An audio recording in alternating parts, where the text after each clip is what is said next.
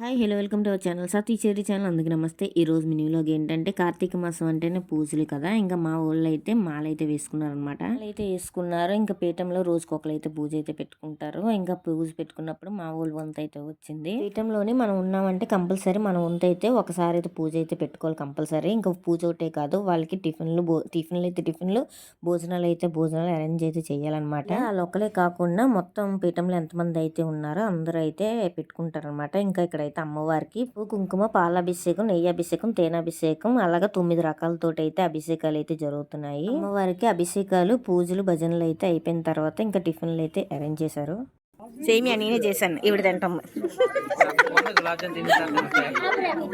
వాళ్ళైతే మార్నింగే టిఫిన్లు అయితే అరేంజ్ చేశారు అనమాట. పక్కనే స్వామిల పీఠం ఉంది. స్వామిలు భవానీలు కలిపి అయితే పెట్టేశారు. ఎక్కువ మంది ఉండడం వల్ల ఒక పూటొకలు ఇలా 3 పూటలు ఒక్కొక్కరు చొప్పున అయితే పెట్టుకుంటున్నారు. వీడియోని సెలెక్ట్ చేసి సబ్స్క్రైబ్ చేసుకోండి. బాయ్.